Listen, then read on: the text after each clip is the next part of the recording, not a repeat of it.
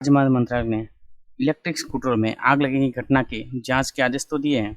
वहीं इन स्कूटरों की कंपनियों ने आग लगने की तुरंत कोई वजह बताते हुए आंतरिक जांच की बात कही है। ऐसे में चलिए जानते हैं कि इलेक्ट्रिक स्कूटरों में बढ़ती आग लगने की घटनाएं क्यों, किस लिए हो रही हैं और इसके पीछे कारण क्या है। अब यहाँ पर एक नज़र बनाते हैं कि 5 दिनों में इलेक्ट्रिक स्कूटरों में आग लगने की घटनाएं 4 बार दर्ज की है। सिर्फ 5 दिनों में 4 घटनाएं।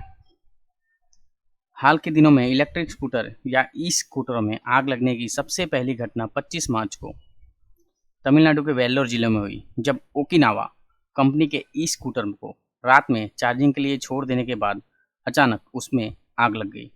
इससे एक 45 वर्षीय व्यक्ति और उसकी 13 वर्षीय बेटी की दम घुटने से मौत हो गई। पुलिस ने शुरुआती जांच में आग लगने की वजह शॉर्ट सर्किट को बताया है। मतलब आग लगने की वजह से 2 लोगों की जान चली गई। दूसरी जो घटना है वो 26 मार्च को पुणे में हुई, जहां ओला के S1 प्रो इलेक्ट्रिक स्कूटर में अचानक आग लग गई। इसका वीडियो ऑनलाइन भी बहुत वायरल हुआ था, आप सब में से बहुत लोगों ने देखा होगा शायद। ओला का जो S1 प्रो है वो कंपनी ने पिछले साल ही लॉन्च किया था। और तीसरी घटना जो 28 मार्च को तमिलनाडु के तिरुचिरापल्ली जिले के मणप्परे में हुई, जहां ओकिनावा के ई स्कूटर, ये भी ओकिनावा, पहली जो घटना है वो भी ओकिनावा और ये जो तीसरी घटना 28 मार्च की है वो भी ओकिनावा के ई स्कूटर में आग लगने की घटना सामने आई। और जो चौथी घटना है 30 मार्च को तमिलनाडु की राजधानी चेन्नई में हुई, जहां हैदराबाद के स्टार्टअप प्योर के लाल रंग के ई स्कूटर में आग लग गई। अब इसकी वजह जानते हैं, क्यों बैटरी की वजह से इन स्कूटरों में आग लग रही है। इसका मेन कारण क्या है। अब इन स्कूटर में आग लगने की वजह सामने नहीं आ पाई है, लेकिन रिपोर्ट्स की माने इसकी सबसे प्रमुख वजह है इन स्कूटरों की बैटरियां। ये एक दैनिक भास्कर का एक चित्र इसमें शामिल किया है मैंने। दरअसल इनमें से ज़्यादातर ई स्कूटरों में आग लगने के बाद उनकी बैटरियों से धुएं उठते गुबार ने बैटरी की वजह से आग लगने की आशंकाओं को बल दिया है। तो दोस्तों इसमें पिछले कुछ दिनों में कब कहाँ इलेक्ट्रिक स्कूल में आग लगी है वो एक इसके द्वारा समझाया है। 25 मार्च जो कि आपको मैंने बता दिया, और 26 और 28 मार्च। अब इसको और जानने की समझने की ज़रूरत है, और जानने समझने की ज़रूरत है कि आखिर ऐसा होता क्यों है। ठीक है। अब ई स्कूटरों में किन बैटरियों का इस्तेमाल होता है। ई स्कूटरों में लिथियम आयन यानी लाय आयन बैटरियों का इस्तेमाल होता है। आजकल दुनिया भर में स्मार्टफोन से लेकर लैपटॉप, इलेक्ट्रिक कार से लेकर स्मार्ट वॉच, सब में इन्हीं बैटरियों का इस्तेमाल हो रहा है। ये बैटरियां अन्य बैटरियों की तुलना में ज़्यादा ताकतवर और हल्की, वजन में हल्की मानी जाती है। हालांकि इन बैटरियों से आग लगने का खतरा भी बहुत कम होता है, जैसा कि ई स्कूटरों में हाल के दिनों में नज़र आया है। जो खास बातें लिथियम आयन बैटरियों को अन्य बैटरियों की तुलना में बेहतर बनाती हैं, वे हैं उनका वजन में हल्का होना। जैसे कि हमारे घर पे अभी वो इन्वर्टर वाली बैटरियाँ होती हैं, वो वजन में लगभग 40-50 किलो की होती हैं, और ये लाय आयन बैटरी है जो कि वजन में काफ़ी हल्की है। हाई एनर्जी डेंसिटी और रिचार्ज करने की क्षमता, इसके साथ ही लिथियम आयन बैटरियाँ लेड एसिड बैटरियों की तुलना में ज़्यादा लंबे समय तक चलती है। एक लिथियम आयन बैटरी आमतौर पर 150 वॉट आवर प्रति किलोग्राम स्टोर कर सकती है, जबकि लेड एसिड बैटरी आमतौर पर करीब 25 वॉट आवर्स प्रति किलोग्राम स्टोर कर सकती है। बैटरी में स्टोर करने से लेकर इसको वहाँ तक हटाने तक का जो उसका वो होता है, उसकी क्षमता होती है बैटरी की, इसको आमतौर पर वॉट आवर्स में बताया जाता है। यहाँ पे जो एक और रीज़न दिया हुआ है कि दरअसल वॉट आवर को सीधे शब्दों में समझें तो एक लिथियम आयन की 1 किलोग्राम बैटरी में 150 वॉट आवर की इलेक्ट्रिसिटी स्टोर हो सकती है। वहीं एक लेड एसिड जो कि हमारे घरों में यूज़ होती है, इन्वर्टर बैटरी की 1 किलोग्राम बैटरी में 25 वॉट आवर की इलेक्ट्रिसिटी ही व्यक्त कर सकती है। अब इसमें डिफरेंस देखिए कि एक जो लिथियम आयन की बैटरी है जो 1 किलो में 150 वॉट, और जो एसिड वाली बैटरी है वो 1 किलोग्राम में 25 वॉट। यानी जितनी इलेक्ट्रिसिटी 1 किलोग्राम की लिथियम आयन बैटरी स्टोर कर सकती है, उतनी एनर्जी के लिए एसिड लेड बैटरियों की 6 किलोग्राम की बैटरी की ज़रूरत पड़ती है। इसका मतलब कि लिथियम आयन बैटरियाँ अन्य बैटरियों की तुलना में ज़्यादा एफिशिएंट होती हैं, यानी लिथियम आयन बैटरियों से लैस इलेक्ट्रिक कार या स्कूटर को ज़्यादा समय तक ड्राइव किया जा सकता है। वहीं स्मार्टफोन में इन बैटरियों के इस्तेमाल से उनकी बैटरी लगभग पूरे दिन टिकी रहती है, जो हमारे स्मार्टफोन और मोबाइल वगैरह में यूज़ होता है।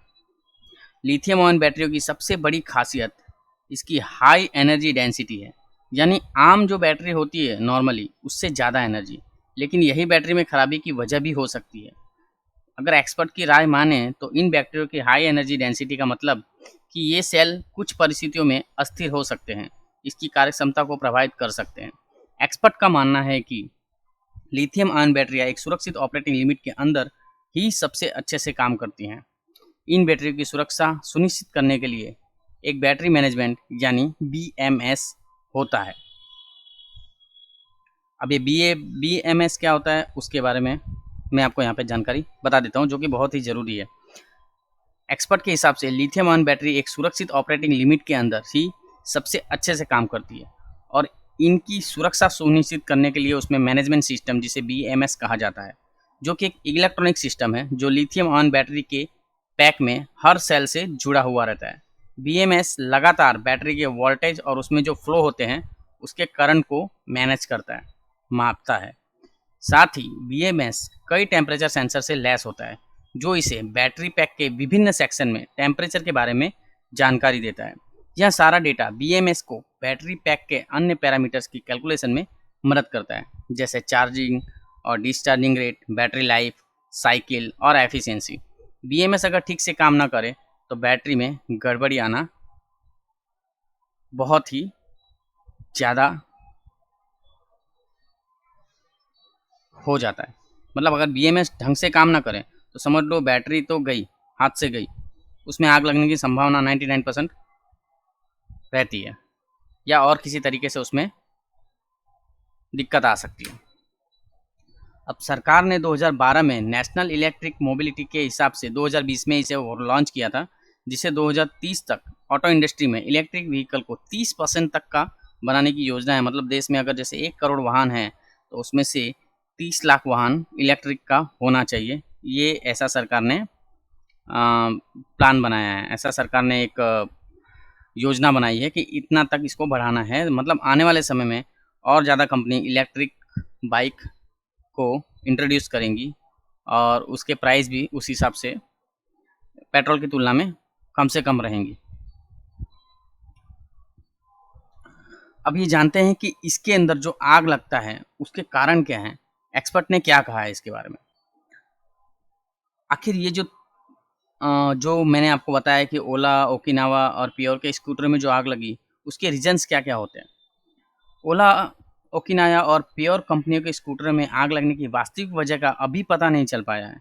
इन स्कूटर से जुड़ी कंपनियों ने कहा है कि ये वो मामले की जांच कर रहे हैं।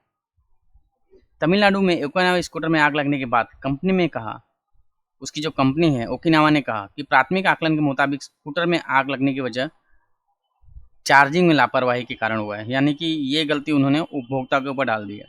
इंडस्ट्री के जानकारों के अनुसार ई स्कूटर में आग लगने की वजह बहुत सारी हो सकते हैं, जिसमें मैन्युफैक्चरिंग डिफेक्ट, बाहरी डैमेज या BMS की कमी में इन बैक्टीरिया को आग लगने का खतरा। जैसा कि बताया BMS मेन होता है, मैनेजमेंट करता है। जो इलेक्ट्रिक वाहनों के निर्माता इन बैटरियों को बड़ी संख्या में चीन से आयात करते हैं।